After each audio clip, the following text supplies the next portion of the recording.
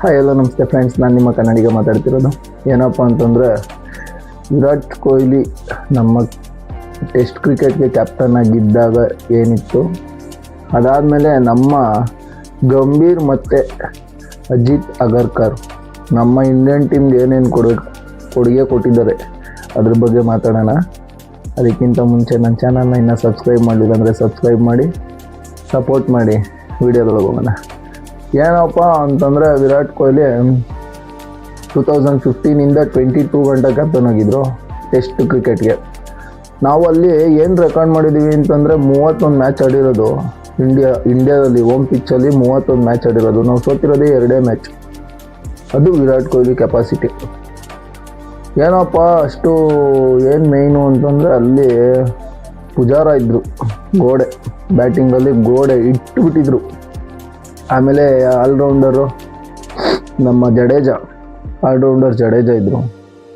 So ಯಾರೂ ಅಲ್ಲಾಡ್ಸೋಕ್ಕಾಯ್ತಿಲ್ಲ. ಬ್ಯಾಟಿಂಗಲ್ಲಿ ಅಂತ ಬಂದರೆ ವಿರಾಟ್ ಕೊಹ್ಲಿನೇ ಮಾಡೋರು. ಇದೇ ಸೌತ್ ಆಫ್ರಿಕಾ ವಿರುದ್ಧನೇ 240 ಚಿಲ್ಲರೆ ಹೊಡೆದಿರೋದು ಹೈಯೆಸ್ಟ್ ಸ್ಕೋರ್ ಅವ್ರದ್ದು, ವಿರಾಟ್ ಕೊಹ್ಲಿದು. ಸೊ ಹಂಗಿತ್ತು. ಬಟ್ ಅವಾಗ ಏನಾಗ್ತಿತ್ತು ಅಂತಂದರೆ, ಇಂಡಿಯಾದಲ್ಲಿ ಟೆಸ್ಟ್ ಮ್ಯಾಚ್ ನಡೀತೈತೆ ಅಂತಂದರೆ ಇಂಡಿಯಾದೇ ಸೀರೀಸ್ ಅಂತ ಅನ್ನೋ ದಿನಗಳಿದ್ದು.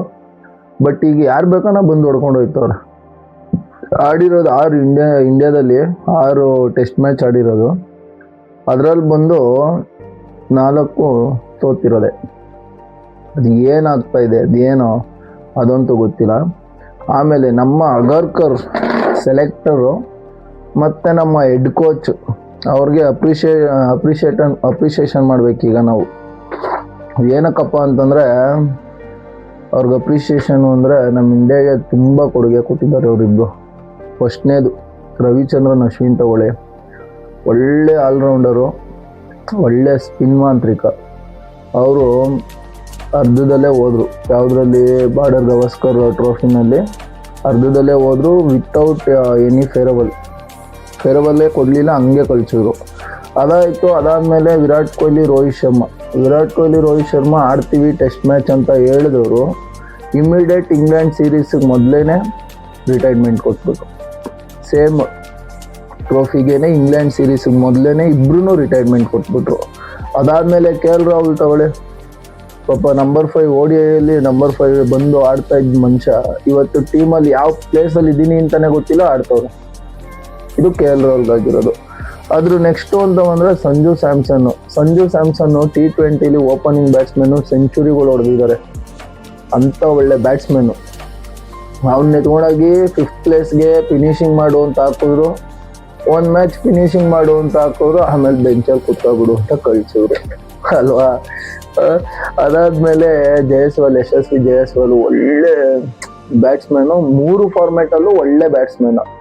ಬಟ್ ಅದೇನಾಯ್ತೋ ಏನೋ, ಕ್ಯಾಪ್ಟನ್ ಯೋಚನೆ ಮಾಡಿರ್ತಾರೆ ಗಂಭೀರು, ಯೋಚನೆ ಮಾಡಿ ಇವನ್ ಕ್ಯಾಪ್ಟನ್ಸಿ ಕೊಡೋವಂಥ ಚಾನ್ಸಸ್ ಇದೆ, 3 ಫಾರ್ಮೆಟಲ್ಲಿ ಸರಿಯಾಗಿ ಆಡ್ತವನೆ, ನೀನು ಡ್ರಿಂಕ್ಸ್ ತಗೊಬರಕ್ಕೆ ಕಳ್ಸೋರೆ.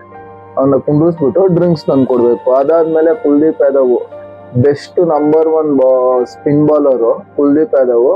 ಪಾಪ ವೈದನ್ಗೆ ಅಲ್ಲೊಂದು ಇಲ್ಲೊಂದು ಅಲ್ಲೂ ಕಂಟಿನ್ಯೂಸ್ ಆಗಿ ಚಾನ್ಸೇ ಇಲ್ಲ ಅವನಿಗೆ, ಕುಲ್ದೀಪ್ಗೆ.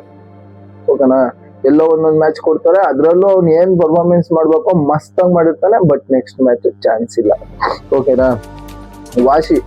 ವಾಷಿಂಗ್ಟನ್ ಸುಂದರ್ ಮನುಷ್ಯ ಅಶ್ವಿನ್ ಆದಮೇಲೆ ಇವನೇ ನೆಕ್ಸ್ಟ್ ಆಫ್ ಸ್ಪಿನ್ನರಲ್ಲಿ ನಮ್ಮ ಇಂಡಿಯಾಗೆ ಆಡ್ತಾ ಇರೋ ಒಬ್ಬ ಆಲ್ರೌಂಡರು. ಅವನ್ನ ಏನು ಮಾಡ್ತಾರೆ, ಬಾಲಿಂಗ್ ಕೊಡಲ್ಲ. ಬಾಲಿಂಗ್ ಇಲ್ಲಪ್ಪ, ನೀನು ಬಾಲಿಂಗಲ್ಲಿ ಏನೇ ಮಾಡಿ ನೀನು ಬ್ಯಾಟಿಂಗ್ ಇಳಿಸ್ತಾರೆ ವಾಷಿಂಗ್ಟನ್ ಸುಂದರ್ನ. ಬಾಲಿಂಗ್ ಬೇಡ, ಬಾಲಿಂಗ್ ಯಾಕೆ ನಮಗೆ ಆ ಥರ.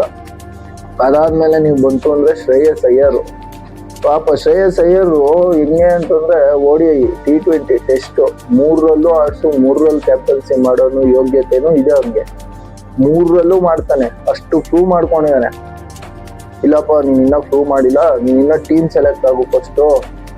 ಅಲ್ಲಿ ಅಜಿತ್ ಅಗರ್ಕರ್ ಕಳಿಸಿದ್ರೆ ನಾನು ಇಲ್ಲಿ ನಿನಗೆ ಚಾನ್ಸ್ ಕೊಡ್ತೀನಿ ಅಂತ ಇವರಿಬ್ರು ಕಾಂಬಿನೇಷನು. ಓಕೆನಾ. ಅದಾದಮೇಲೆ ಹರ್ಷದೀಪ್ 3 ಫಾರ್ಮ್ಯಾಟಲ್ಲೂ ಬಾಲಿಂಗ್ ಹೆಂಗೆ ನುಗ್ಗುತ್ತಾ ಅಂದರೆ, ಈ ಟೆಸ್ಟ್ ಬಾಲರಲ್ಲಿ ಹೈಯೆಸ್ಟ್ ವಿಕೆಟ್ ಟೇಕರು, T20ಲಿ ಹೈಯೆಸ್ಟ್ ವಿಕೆಟ್ ಟೇಕರು, ODI ಸೂಪರಾಗಿ ಆಡಿಸ್ತಾರೆ. ಟೆಸ್ಟ್ ಮ್ಯಾಚ್ ಅಲ್ಲಿ ಬಾಲ್ ನ out swing in swing super ಆಗಿ ಮಾಡೋ ಅಂತ ಒಬ್ಬ ಕಲಾವಿದ.